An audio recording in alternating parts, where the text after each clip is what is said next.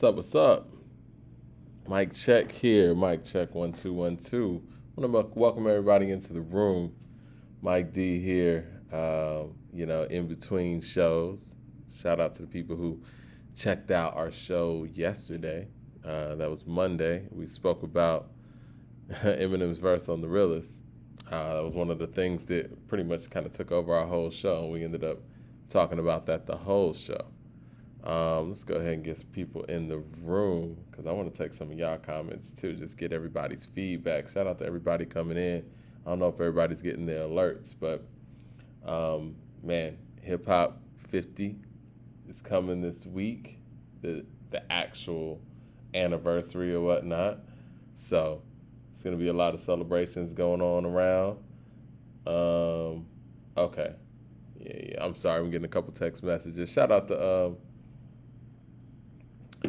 let's see. Shout out to BCMD Dub, man. Let everybody know that, I'm in the building, just checking in with you guys, man. This is going to be a pretty cool conversation because what I want to do is I want to kind of start pulling up verses and start really breaking down, some of the bar work, because I guess when I talk bar work on the show, people think that, I'm being a little bit overcritical of, Eminem's bar work. And I don't want that to come across, you know what I'm saying? I don't want anybody to think that, for whatever reason, Mike D is holding some sort of, harboring something, over a certain artist, right? You know what I'm saying? I want to be fair and balanced. That's what this whole platform was created for in the first place. And honestly, even when we started documenting, how the media was covering Nas, I just didn't like the way that things were slanted. And mind you, when I started pulling those articles and me and Coop started going through it, I was still, at the train of thought. Mind you, this is King's Disease 1, that, Jay-Z was number one, but I saw how unfair, Nas was getting treated by the media, and I didn't like that. And so I don't want to be a part of that hurt. You know what I'm saying? Like, I know people say Mike is an absolute hater, and, shout out to 36 Chambers in here. You always checking in with us, but 36, man, you have that album cover as your profile picture, bro. Those bars ain't on the level of the bars in that group that is on your album cover. Not your album cover, but your profile cover. You know this. So, yeah, I thought that, doing a mic check and, just having a variety of conversations with the people kind of in between shows and just kind of breaking down some lyrics and stuff might be something beneficial, you know what I'm saying? So that people could see that, I'm not just picking out bars from a certain person. I have bar standards. I'm sorry. And I think the bar standards need to be consistent overall, and they don't change from MC to MC. But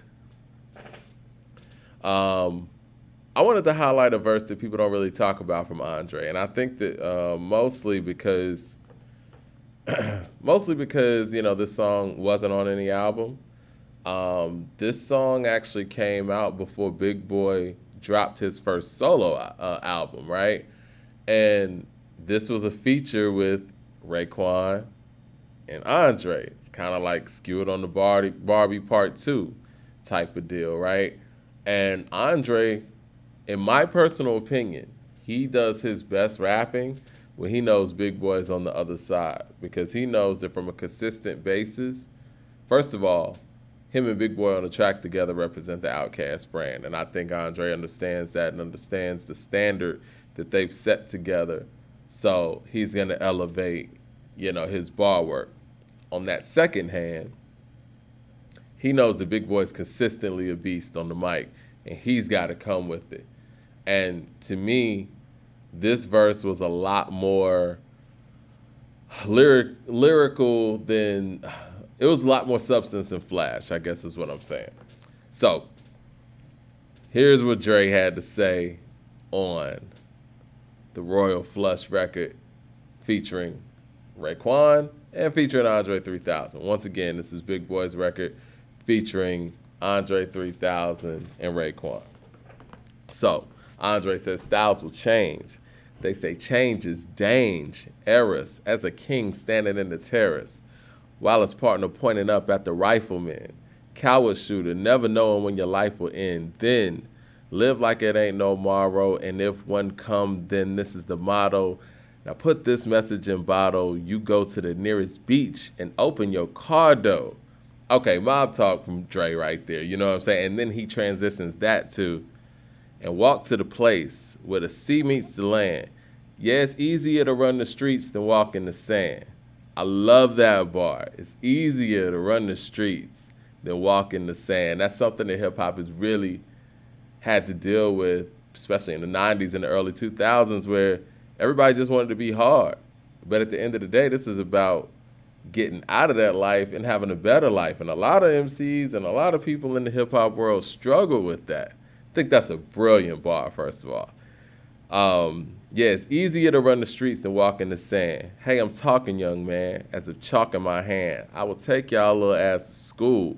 It's cool when the kids call me Sonny. The hood calls me Stacks. The bees call me Honey. Hollywood calls me back. It's when he had the show out at that time, the cartoon or whatnot. Pretty dope show. I hated it went away.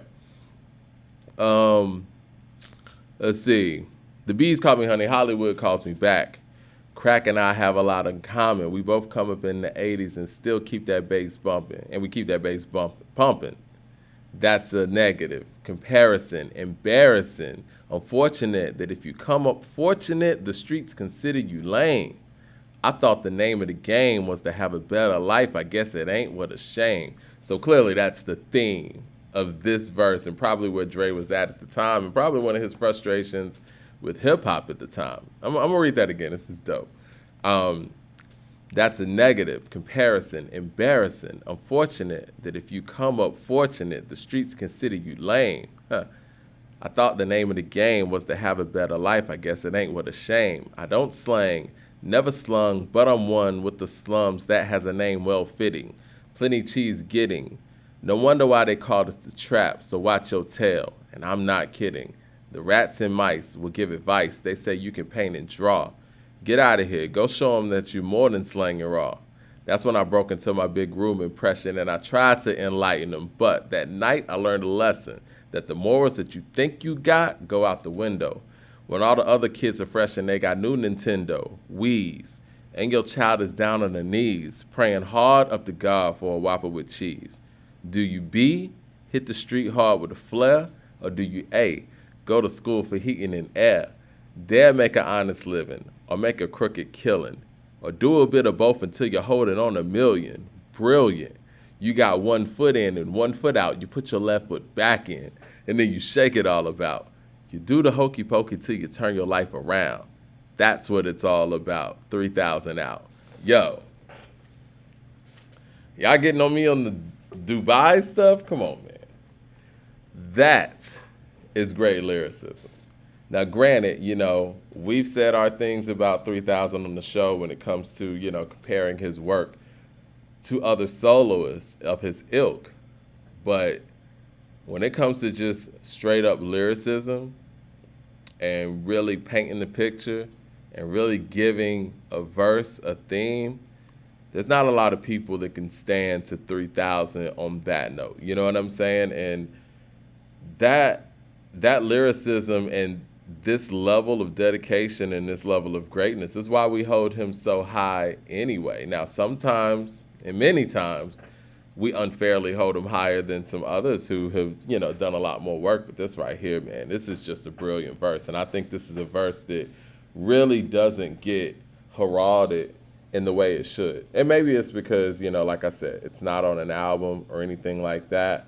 But he usually seems to take his bar work to a whole nother level when Big Boy is in the fold. When Big Boy's there, Andre is doing things like this. And, and even for that purpose, man, Big Boy's important, man. Like, I think he grounds Dre on a level, on the level that we love Dre. He grounds him and gives him that balance of being eccentric and still being relatable to that level. Because he's talking to you on here. You know what I'm saying? That whole hokey pokey, turn your life around, like that's what it's all about. Like that's brilliant. I'm gonna go back, man, real quick. I'm gonna go back. And he says, the morals that you think you got go out the window when all the other kids are fresh and they got new Nintendo, Wii's, and your child is down on their knees praying hard up to God for a Whopper with cheese.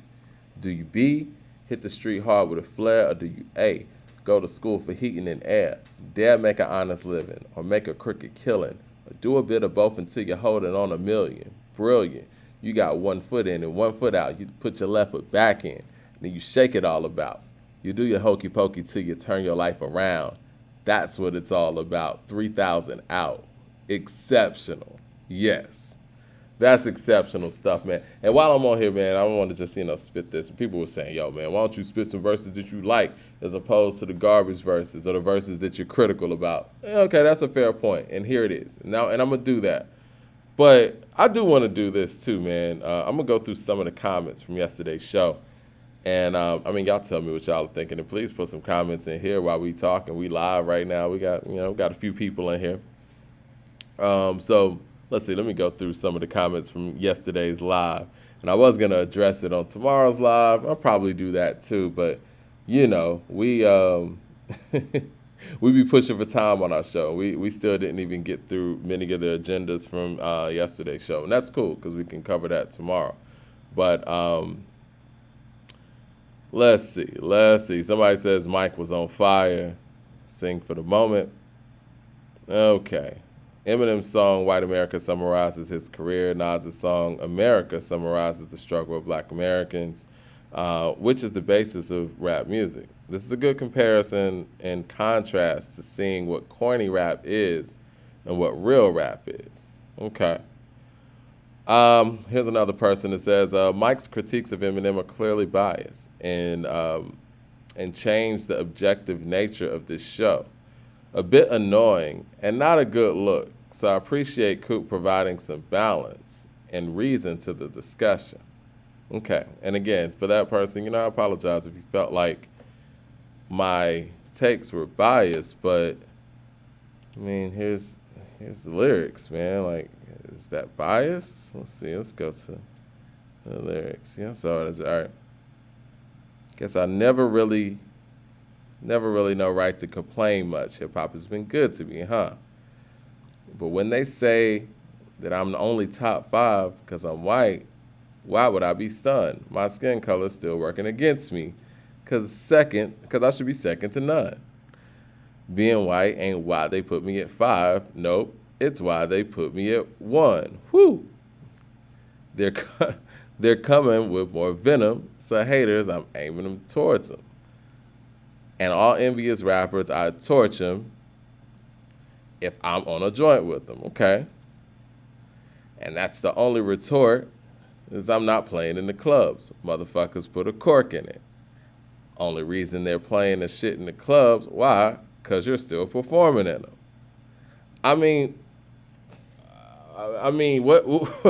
What did I? Okay, let me get to some of the stuff. Because where's the bars? I'm sorry, man. All right. I'm a guest in this house, but I'll turn this bitch into a mansion. That's an expansion made in gargantuan. England, Germany, France, and Japan's in this bitch. Even Dubai, because my music, they do buy. Are my critiques unfair? You die trying, this scientist too, psychiatrist, could not unscrew my head. Up in the blue-eyed devil, I never quit, do I? Nah, because you'll get washed like a bar of soap. You pussy, you wouldn't even give a cigar to smoke. Am I wrong? What? Okay. Oh, thank you, Judgment Day. I did not address the game disc. Yeah, I think that, in comparison, in my personal opinion, if this is a response to the Black Slim Shady, this isn't good enough. It comes a year later, and this is what you got?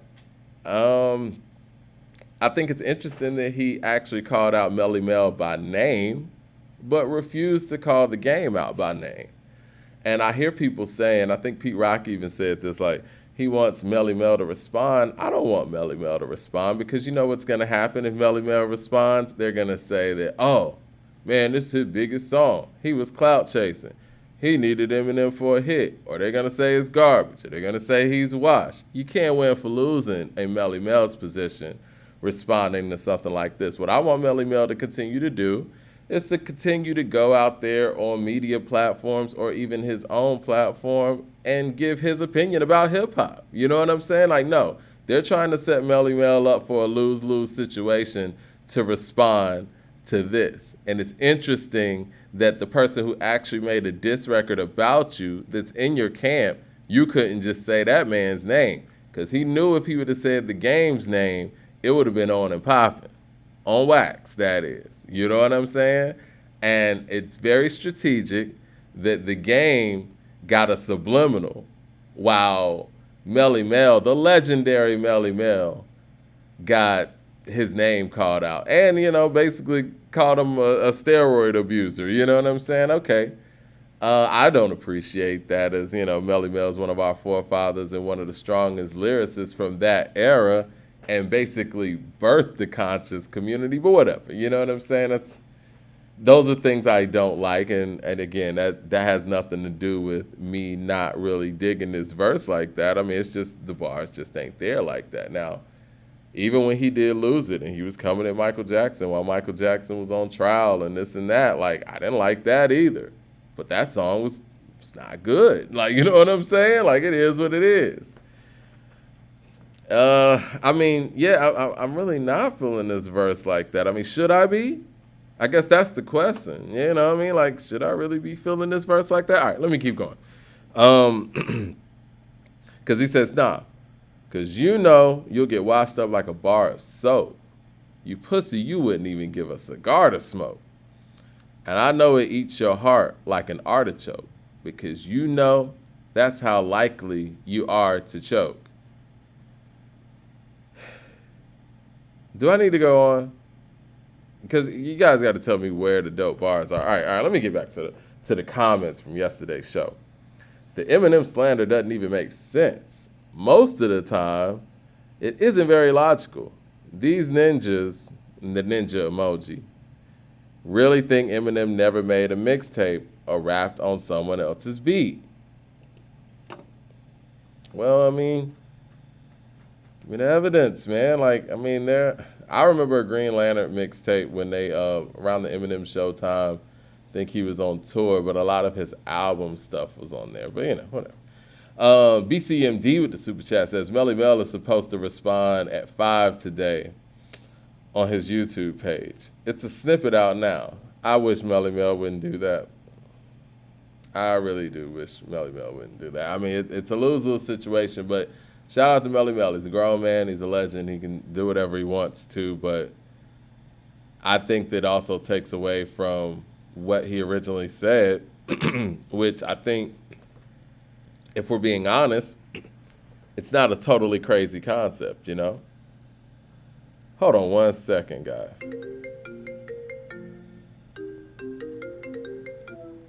Look. I got the white chair here. There it is.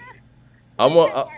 We having our town hall meeting, and I went in the projector room to see if they had a table, and I saw this fold white chair. I said, I better pull this out. Wow.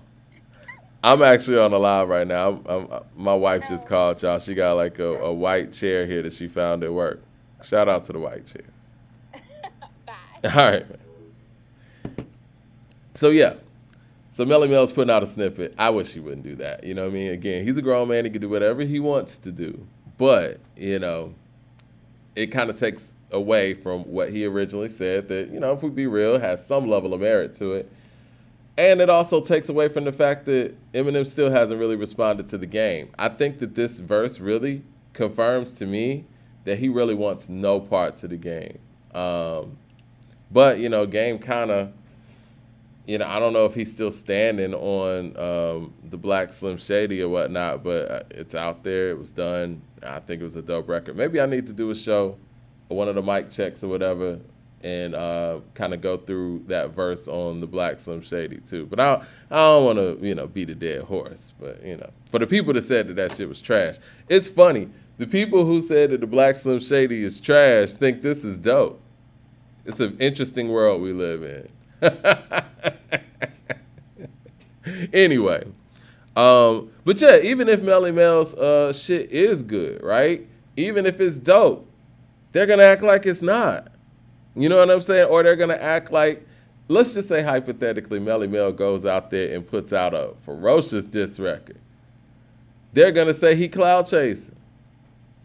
I mean, it is what it is, man. Your heart is broke as I rip apart.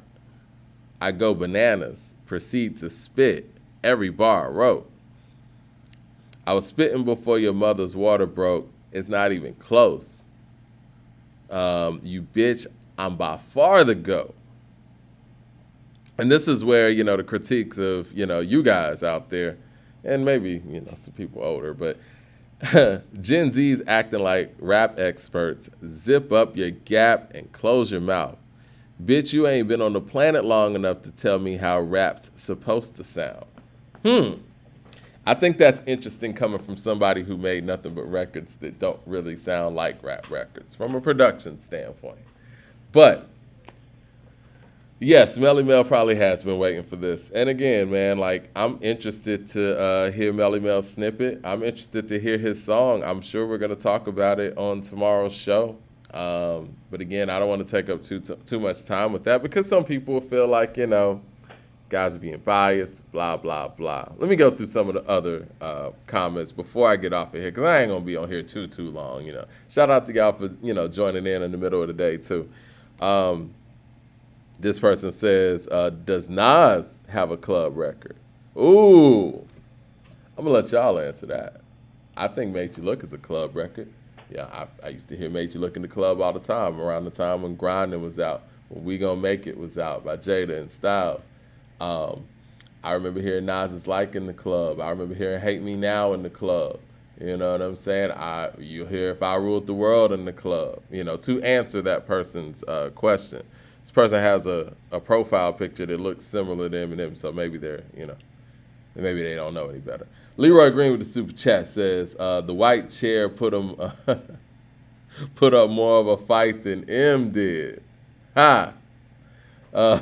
Judgment Day, man. Shout out to Terminator. He says, Mike D, we need to stay on this. Okay, we could. Yeah.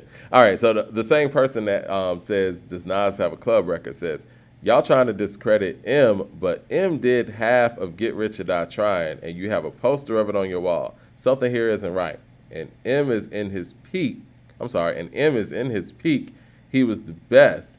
Jay knows. Nas knows. Everybody knows. Don't act like rappers don't know who was the best. Nobody is going to be bigger than Eminem. Whoa. All right. The first misnomer here is Eminem did half of Get Rich or Die Trying. What does that mean? What did he mean did half? 50 Cent's an incredible artist, man. And at that time, 50 was clicking on all cylinders. What did Eminem do on Get Rich or Die Trying other than patiently waiting and Don't Push Me? I mean, it's two songs half. And even on there, 50 did his parts on there. And as far as saying that Nas and Jay know that Eminem's the best, at what time period was that? When like I said, when Nas said Eminem murdered you on your own shit, in my personal opinion, I don't know if that was a compliment. You know what I mean? Like, it wasn't, because if he got washed by the best, I don't think that lyric would have even been said in ether. But hey, whatever. Anyway, the guy continues on. He says, out-rapped, outsold, outstreamed. Jay-Z wishes if he was as big as Eminem. Eminem had to wear a bulletproof vest to his concert. Meanwhile, only time Jay wore a bulletproof vest is when he got to meet his sister-in-law. What? Leroy Green, you got to shed some light to me on this one, man. Like, why is this guy coming at Jay like this? I don't think Jay wishes he was. I think Jay is pretty. I don't know Jay, but I would imagine that Jay is pretty pretty good with where he is in the rap game. Let me say it like that. Like, I think he's pretty secure in his position in the hip hop sphere. Um, okay, we got another comment here, and I'm reading the comments from yesterday's show, guys. And for the people who are just joining us, I'm questioning. I want to ask you guys. I mean, was I being unfair in my critiques of Eminem's verse? Because again, I want to be an unbiased journalist. I don't want to be that guy that's like, oh, you're picking on yada yada. I'm just trying to be as balanced as possible. So I want you guys' help with that because this is about the people and it's about you guys. But yeah, here's another comment from yesterday's show. Mike literally has made up his own agenda of this checklist that sounds so dumb. I don't think Mike knows that Dubai has rules for listening to rap music for a while. I guess he's talking about my critiques of the Dubai, they do buy line that, Eminem said in the verse. It says, I don't think Mike knows that Dubai had rules for listening to rap music for a while. I guess not listening to rap music for a while. Barely a few years ago, they made special arrangements for Wayne and Eminem to do stadium shows. Come on, bruh. I don't understand what that comment means, but okay. I don't understand that. Okay, so that makes the bar nice because Dubai had rules? I mean, it's right here. It says, even Dubai, because my music they do buy. So because Dubai had rules about hip-hop music and let Eminem and Wayne do a show, that somehow makes this bar nice? Even Dubai, because my music they do buy. Come on, guys. Come on, guys. Like, this can't be the reality. Come on, man. All right, here's another comment. Eminem, right, like it matters. Like, that doesn't even matter. Like, the bar matters. Like, you can...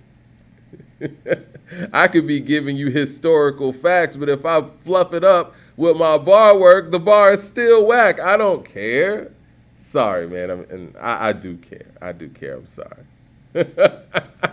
Anyway, here's another comment. Eminem is a skilled rapper that won the lottery and getting signed and promoted by Dr. Dre. If that doesn't happen, he's a corny version of Logic. Can you imagine the music and those songs without the hood pass from Dre backing it?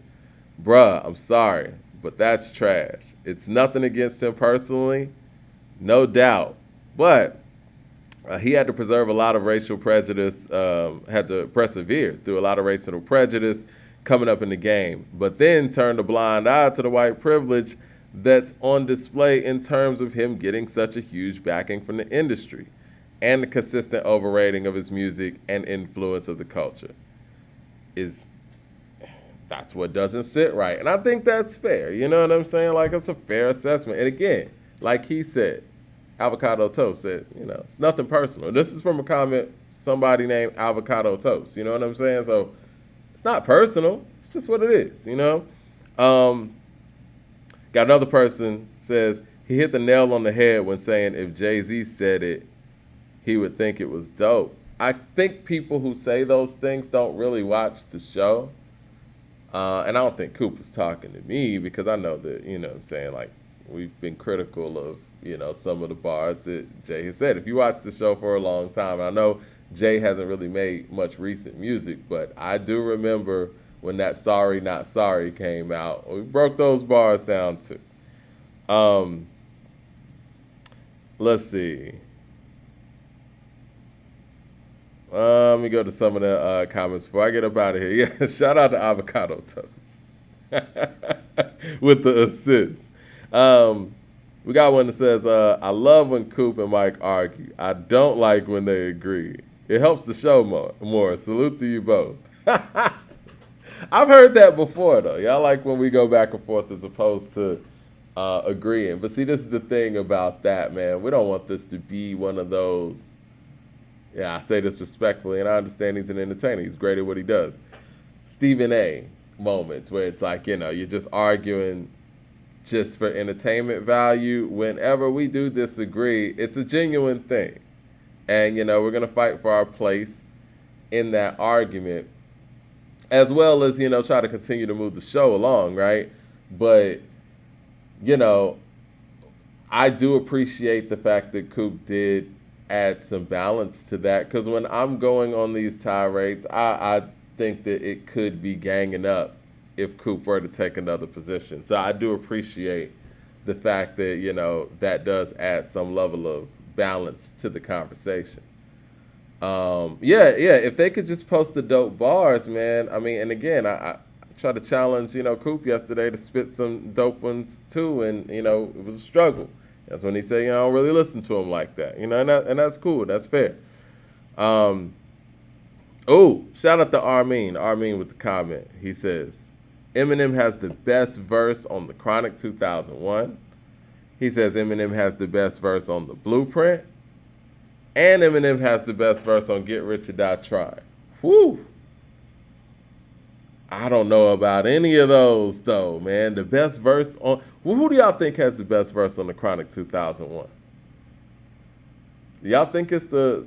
What do you say to somebody you hate? Anyone trying to bring trouble your way? I don't know, man.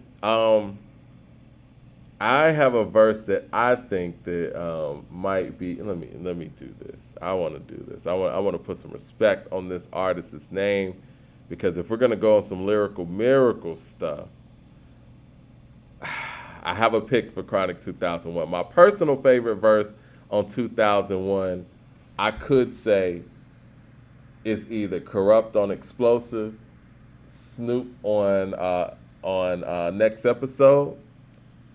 Somebody in the chat got the pick that I'm about to go with. Yeah, Corrupt on Explosive was crazy.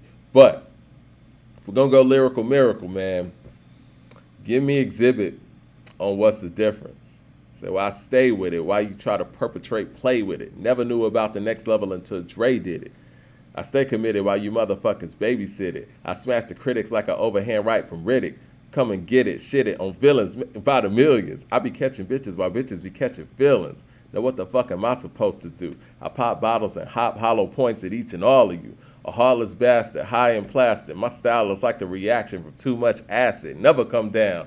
Pass it around. If you can't handle it, hang Hollywood niggas while they soul train laminates. What's the difference between me and you? About 5 bank accounts, 3 ounces, and 2 vehicles. Until my death on Bangladesh, I suggest you hold your breath till ain't none left, and that's the difference. I don't know. That's the first one that comes to mind. I like Hitman on Big Egos too. So I don't know about him having the best verse on 2001. I don't know. It's not a crazy thought, Armin. I will give you that. But the Blueprint, hell no. No. No. Leroy Green, tell me what's the best verse on the Blueprint. Please tell me what the best verse is on the Blueprint. Because to me, I'm going to either You Don't Know or I'm going to Heart of the City. I mean, what you eat don't make me shit is the best line on the Blueprint, period. Like, that shit is crazy. Nah, man. And what was the other album that Armin said? Get Rich or Die Trying. Get Rich or Die Trying. I don't know, man. Me and my wife was in the kitchen the other day playing What Up Gangsta, rapping every single word. Hard for me to say that, his verses on there. And I think Eminem performed great on Don't Push Me. I'm not a big fan of Patiently Waiting. He killed Don't Push Me. But it's hard for me to say that verse is better than I walk around like I got an S on my chest. No, that's a semi-auto and a vest on my chest. I try not to say nothing to DA. Or what he did on Many Men. I don't know, man. I don't know, man. I'm just saying. Like, I think we're kind of giving him a little bit extras. And I made this correlation too, man, when I was talking to one of my peoples. I was like, I think M getting on some of these records is more of a shock value. Like, a lot of people will say he has the best verse on What's the Difference when I just spit that Exhibit verse that, in my opinion, clearly washes his verse. But I think it's that effect, like when Mace was on Niggas Done Started Something. So it's like when you hear him out of the element, per se, it gives you that effect. Oh, Leroy Green in here with the $20 super chat. Yeah, man, y'all got me in here way longer than I thought I was going to be in here, but I want to hear what Leroy Green got to say about this because I think that's an interesting statement that Armin made. Leroy Green says, hip hop is the U.S. #1 export, likely selling a unit every second. So it's no wonder that we can afford trillions of dollars jets like the F-35. This is the game's opportunity to say black people have earned the right, earn rights over hip hop by cooking in. Hmm. Hip hop is the U.S.'s #1 export, likely selling a unit every second. So it's no wonder that we can afford trillions of dollars of $1 trillion jets, like the F-35. This is game's opportunity to say black people have earned rights over hip hop by cooking Eminem. Was that a comment in there? Let's see. Let me get to a couple more of these real quick before I get out of here. Appreciate y'all rocking with me, man, on this afternoon. This is a discussion with the hip hop family. Discussion with the hip hop family. Let's see. I was at Armin's comment, and shout out to Armin for checking in the show like that. I know he's a busy man out there getting his music going and going from city to city. Let's see. See, somebody says, what about Master P signing Snoop? If Snoop loses clout in the 90s, does his part in the Chronic 2001 still allow Dre to flourish and sign Eminem? I think he's speaking to when Coop was talking about, it took Eminem to sign 50 Cent. I think that's a good point. Master P did sign Snoop, and we did highlight that in the show as well. So lost respect for Coop stating that black men are mimicking our oppressors because we are justly defending the culture that we've, AKA black Americans, built. What was hip-hop before it was a mansion, since M alleges to renovating it? It's a good question, too, yeah. Asteroids was a clever bar, and I'm not a big M fan. I will give him that. I think that the Melly Mel part, let me do that. Let me go to the Melly Mel part. I do think this bar right here, I think was well thought out when he said the Melly Mel part. He said, shout out to Furious 5 and Grandmaster Flash, but boy, there's someone who's really furious. Stay out of his path, his wrath avoid. And I'll be the last to toy with a juice head whose brains is like half destroyed. Like a meteor hit, well, there went Melly Mel. We lost his ass to roids. Asteroids. I see what he did there. I'm not going to say that's whack. Let's see. I am the worst thing since Elvis Presley to do black music so selfishly and use it to get myself wealthy. See, again, like I said on the show, it's because you acknowledge things, don't make them okay. This person says, Mike, hate is real. I have no hate in my heart. I got love for the music. I got love for hip-hop, and I want everybody to succeed. Clearly, Eminem is succeeding, and that's great, and I'll give credit where credit's due. I think Shade 45 did a lot for the culture. I think that, 8 Mile is very entertaining, and it helped launch the career of 50 Cent, who in turn has done a lot to reach back into the culture and a lot to, flourish in the entertainment sphere, the television sphere, and none of those things happen without the cosign of Eminem, and I think that that's great.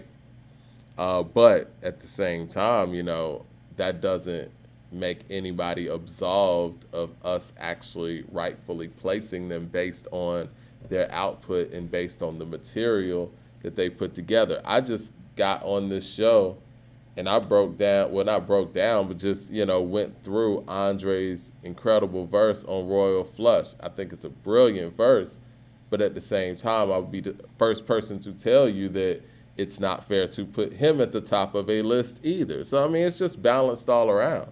And I love Dre. Dre's done more for the city and for me than I can ever speak to, but that still doesn't mean that just because I could possibly be biased in that aspect to Andre and his music because of what it means to me and what Outkast's music means to me. That doesn't mean, oh, Dre's number one no matter what. If I'm out here speaking to the people and having to give a balanced critique, I can't do that. I can't put personal favorites over what I know should be over another individual. I personally like Ghostface more than, let's just say, KRS-One. And I got love for both of them. But if you ask me who I'm going to listen to first, I'm listening to Ghost. Can I put Ghost over KRS-One all time? No, I can't. That's not right. It's inaccurate. You know what I'm saying? I can't do it. Anyway, another comment. As always, a so-called battle rapper responds with the statements instead of on the mic. M is a joke. Somebody says, Mike, how many freestyles Nas doing over other beats? Too much goalpost moving. Now, come on, guys. I hope some people in the comments educated this individual. How many freestyles has Nas done over other beats? How many times have y'all heard Nas rhyme on other people's beats? This man has all kind of mixtape stuff. This person must have never heard of DJ Clue. This person must have never heard of, Flex or, who was Nas really getting to? Oh, K Slay. Get out of here, man. You know what I'm saying? Like, this man's rhymed over everything. This person says, I absolutely love Beans. He's not in M's league. Same with Redman. Said, man, Redman nor Beans are in Eminem's league. Kiss isn't in Eminem or Thought's league lyrically. Strong words. I think that's enough, but y'all can go to the comment section. I think we're going to do some editing of yesterday's show and really get some of the pieces out, but I think yesterday's show was kind of like, we covered one subject, and that was it, and we kind of moved on. But appreciate y'all rocking with us. Make sure y'all hit that like and subscribe. Make sure that, people who are watching this, join the subscription base of According to Hip Hop, man. Just be a part of it so you know when we're going live. Hit that bell icon so you get notified because they be messing with our notifications too, I'm sure. But, be a part of the tribe, be a part of the crew, man, and we're going to definitely see y'all tomorrow, and I'm looking forward to hearing what Melly Mel has to say. Y'all have a great rest of your day. Before I get out of here, anybody who is, you got brands, you an artist or whatever, and you want to be showcased or, want to write up on accordingtohiphop.com or even want to sponsor a segment on our show or have products that you want on that table, because as y'all see, our tables are blank right now. We can, use that to promote some people's stuff. Holler at us at info@accordingtohiphop.com or, just get in the comment section and, we can reach back to you. Y'all enjoy the rest of your day. Appreciate y'all rocking, and this is always giving unfiltered, unbiased hip-hop opinions. And if we don't do that anymore, make sure y'all check us for it. All right, y'all.